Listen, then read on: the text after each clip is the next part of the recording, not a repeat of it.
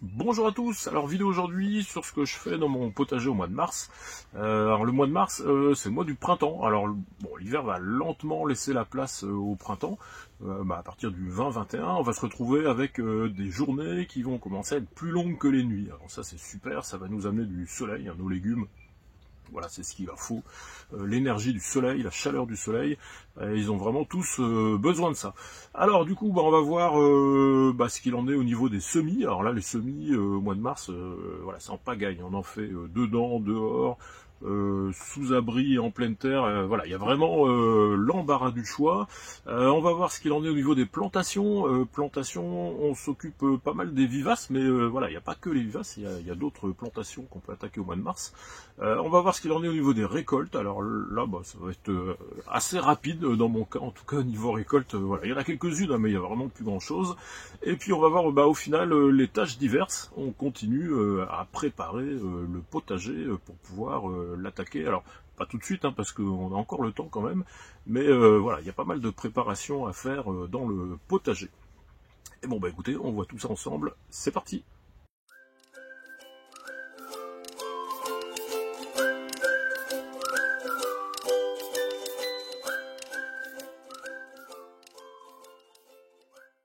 Alors, on commence avec les semis. Alors, au mois de mars, ce qu'il y a de bien, c'est que pour pratiquement tout le monde, on peut commencer à faire des semis. En gros, alors, quelle que soit votre zone climatique, voilà, quel que soit le matériel que vous ayez, vous avez une serre, vous n'avez pas de serre, des châssis, pas de châssis, on peut commencer à faire les premiers semis en extérieur. Voilà, il y a une règle qu'il faut quand même respecter, c'est la température du sol. Pour mesurer la température du sol, il y a un truc qui est tout simple, c'est d'utiliser ce genre de thermomètre. Alors ça, c'est un thermomètre de cuisine, ça coûte moins de 10 euros, 7-8 euros. Ça vous servira à mesurer la température dans le sol, et puis ça vous servira aussi à faire la cuisine. Donc voilà, avec ce genre de thermomètre, on peut mesurer la température du sol, et avoir comme ça une indication de savoir si on est bon au niveau de la température, et si on peut commencer à semer.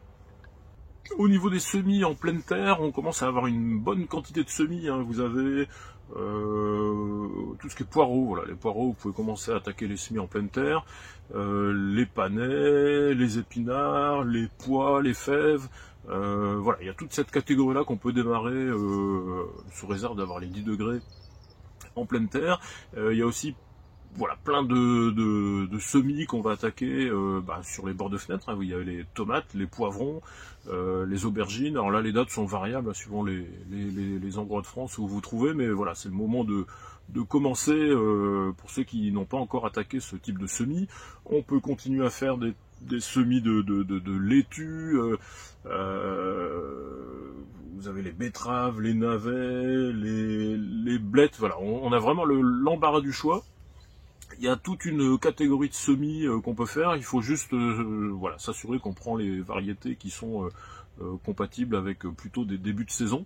Mais voilà, ce sont les seules précautions qu'il faut prendre.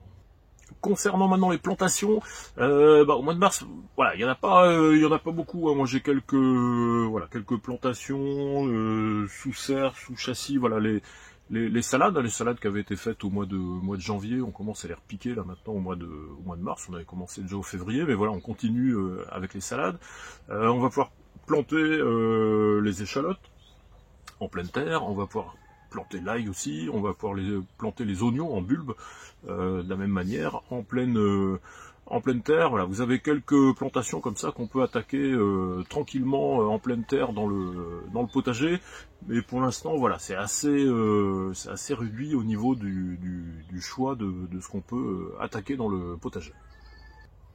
Au mois de mars, on va aussi s'occuper des vivaces, toutes les plantes qui restent en place dans le potager pendant 2-3 années ou plus. Alors, vous avez les rhubarbes, on peut commencer à remettre en place les rhubarbes dans le potager. Vous avez, pour ceux qui ont la chance d'avoir des asperges, c'est le moment, voilà, on s'occupe de refaire les buttes pour les asperges. On s'occupe de mettre en place des nouvelles griffes ou de dédoubler les griffes pour refaire de nouvelles cultures. On va s'occuper aussi des artichauts. L'année dernière, moi je m'étais occupé à préparer justement cette opération que je vais faire là maintenant au mois de mars. J'avais commencé à dupliquer des plants d'artichaut, j'avais fait une vidéo là-dessus, je vous la remets là-haut. Et là, au mois de mars, voilà, je vais remettre tout ça en place. On s'occupe aussi des fraisiers.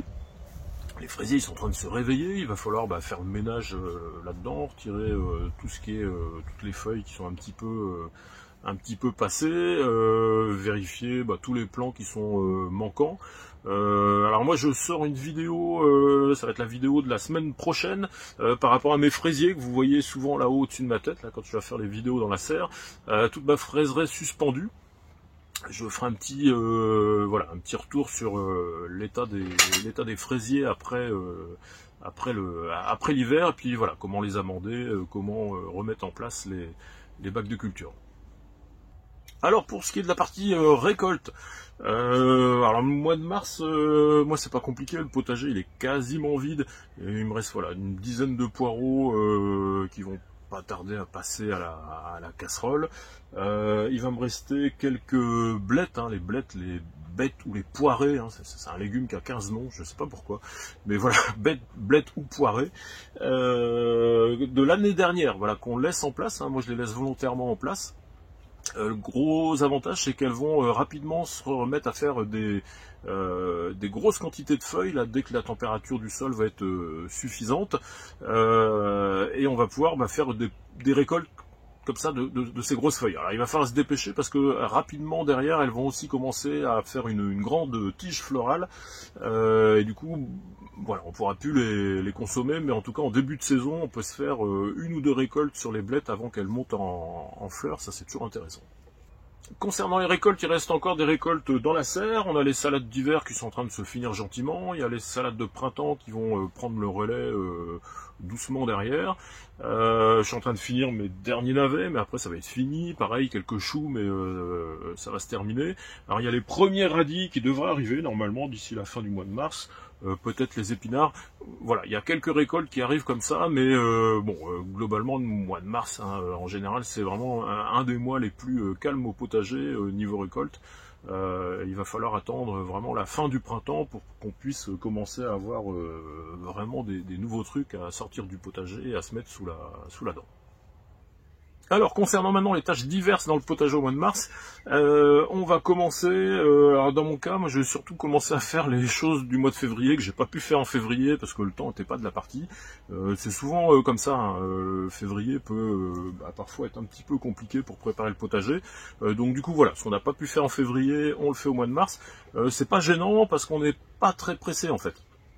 On est qu'au mois de mars, le potager il va se mettre en route tout doucement, on peut commencer à faire les premiers semis, mais voilà, les vraies mises en place dans le potager, on va les commencer, en tout cas moi dans mon cas, pas avant la mi-avril et surtout au mois de mai, donc voilà, il y a encore du temps. Alors au mois de mars, on continue ces amendements. Les amendements, c'est important, c'est ce qui va permettre de nourrir au final nos légumes. Au mois de mars, on va aussi faire attention aux mauvaises herbes. Les mauvaises herbes, elles commencent à se réveiller. Il faut essayer de ne pas se faire dépasser par les mauvaises herbes. Voilà, ceux qui peuvent pailler, continuent à pailler. Après, voilà, suivant les configurations, moi j'ai un potager que je suis obligé de dépailler. Du coup, voilà, c'est la fête pour les mauvaises herbes, donc il faut essayer de les contenir.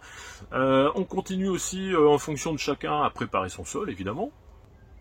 Au mois de mars, pour ceux qui ne se sont pas encore occupés de mettre leurs pommes de terre à germer, il n'est pas trop tard, on peut toujours continuer à mettre à germer les plants de pommes de terre.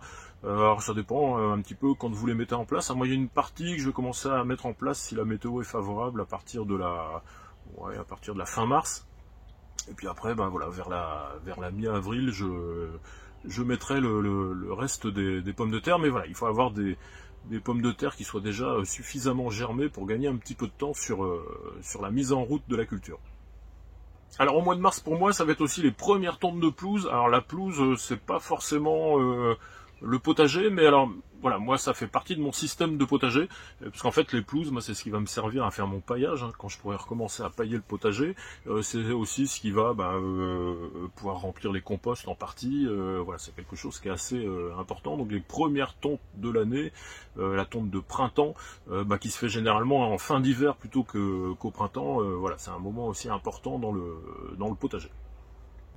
Alors si vous le pouvez, alors moi j'ai cette possibilité, laissez aussi certaines parties avec des herbes hautes, ou en tout cas laisser les herbes commencer à monter. Moi c'est ce qui va me servir, alors pas au mois de mars, mais plutôt à partir du mois d'avril, à faire du foin. Voilà, ça me permet de faire du foin. Alors le foin, je l'utilise pas dans le potager parce que ça s'y prête pas trop. C'est un peu trop humide par chez moi. Par contre, c'est ce qui me sert à pailler à l'intérieur de la serre. Et du coup, voilà, je me fais mon propre foin avec les bordures de pelouse entre le champ et la pelouse dans mon cas. Bon, et bien voilà, alors fin de cette vidéo sur ce que je fais dans le potager au mois de mars. Hein. Donc le mois de mars, hein, voilà, c'est surtout des semis, beaucoup de semis. On est vraiment dans une grosse période de semis. Voilà, un petit peu de travaux dans le potager, mais voilà, surtout de la préparation et de la mise en route pour que le potager soit prêt au mois d'avril et au mois de mai. Voilà, écoutez, j'espère que vous avez appris quelques bricoles. Je vous remercie d'avoir suivi la vidéo et puis je vous dis à la prochaine. Bye bye.